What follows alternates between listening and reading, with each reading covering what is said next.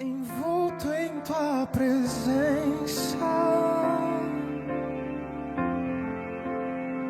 aos teus pés é onde eu quero estar, em meio à tua santidade, aqui quero ficar. Estamos começando mais um Momento com Deus. Eu te convido a abrir a sua Bíblia na Epístola aos Efésios, no capítulo 4, versículo 29. Não digam palavras que fazem mal aos que ouvem, mas usem palavras boas que ajudam os outros a crescer na fé e a conseguir o que necessitam. O nosso tema de hoje será a comunicação. A comunicação é mais do que apenas a nossa capacidade de falar, mas também de ouvir. Os dois tipos mais importantes de comunicação são entre o homem e Deus e entre o homem e o seu semelhante. Deus se comunica conosco através de diversas formas. Uma delas é através da sua palavra. Romanos capítulo 10, versículo 17, nos diz que a fé vem pelo ouvir e ouvir a palavra de Deus. Lucas capítulo 11, versículo 28, nos diz: antes, felizes são aqueles que ouvem a palavra de Deus e lhe obedecem. Nós somos super equipados através da sua palavra. Na segunda epístola de Timóteo, capítulo 13, 16, nós lemos: toda a escritura é inspirada por Deus e útil para o ensino, para a repreensão, para a correção e para a instrução na justiça. A oração é um meio importantíssimo também da nossa comunicação com o Senhor. Ao orarmos a Ele, sabemos que seremos ouvidos. Se a sua resposta não vier, nós lemos em Tiago capítulo 4, versículo 2 a 3, é porque não somos diligentes em pedir ou por pedirmos com motivos errados. Através da oração, temos acesso direto a Deus. Temos uma comunicação íntima com Ele e Ele nos adverte a orar sem cessar. 1 Timóteo 5 e 17. Assim, nunca quebraremos o elo da comunicação com Ele. Agora, se tratando de comunicação com o nosso próximo, Tiago capítulo 1, versículo 11, nos diz: sabeis isto, todo homem seja pronto para ouvir, tardio para falar, tardio para se irar.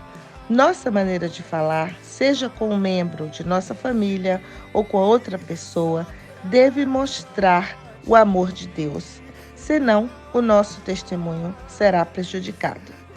Nem seria preciso lembrar aqui também que nenhuma comunicação suja deve sair dos nossos lábios, dos lábios de um cristão, seja ela dita em tom de brincadeira ou com seriedade. Colossenses capítulo 3, versículo 8.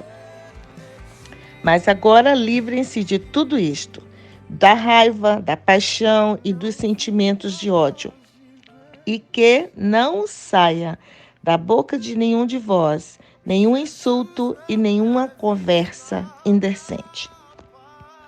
Nós somos humanos e temos pontos de vista diferentes. Entre pessoas acontecem discussões e desentendimentos. Isto nada mais é do que a natureza humana, a natureza carnal.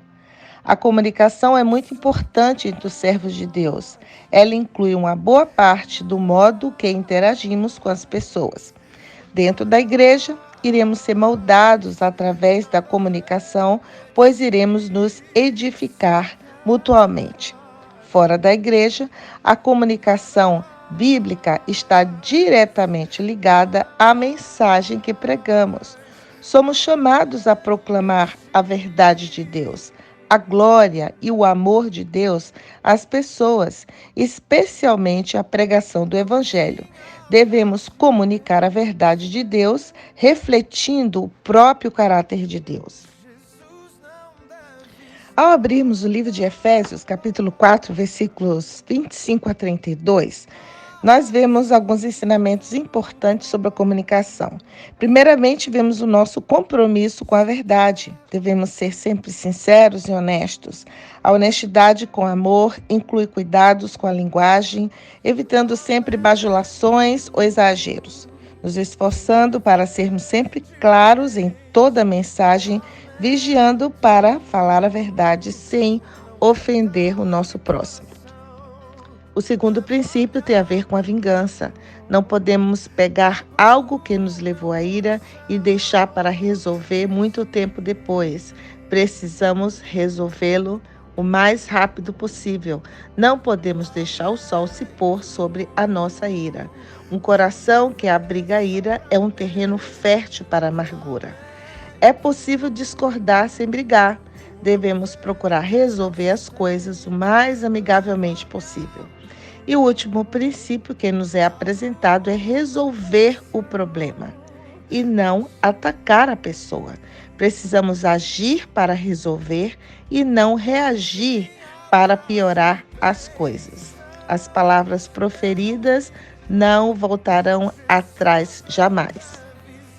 Alguém já falou que recuperar as penas de um travesseiro de penas que são lançadas do alto de um monte, jamais conseguirá. Essas penas são as nossas palavras. Uma vez que proferidas, nós não podemos retroceder no que falamos. Portanto, não podemos falar palavras que vão fazer mal aos outros, palavras maldosas com a intenção de magoar, ferir, e podem ferir profundamente. Usemos palavras boas que ajudem os outros a crescer na fé. Nossas palavras podem construir ou destruir. Nossa língua pode amaldiçoar ou abençoar.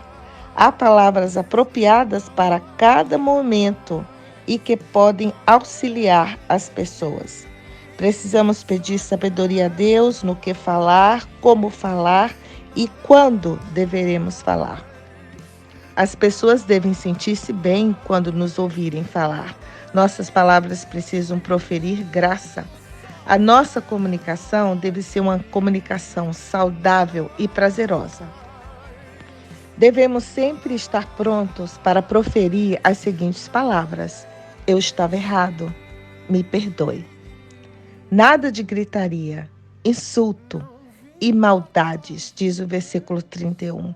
Um espírito perdoador é essencial para ajudar as pessoas, para evitar conflitos e para que realmente tenhamos um profundo relacionamento com Deus.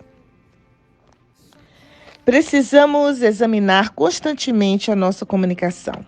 Devemos vigiar como nos comunicamos nas redes sociais.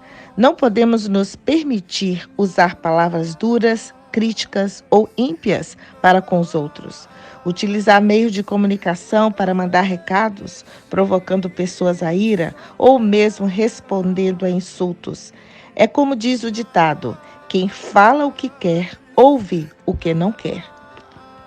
Não devemos nos conformar com este século e agir como este século age, fala, vive ou responde.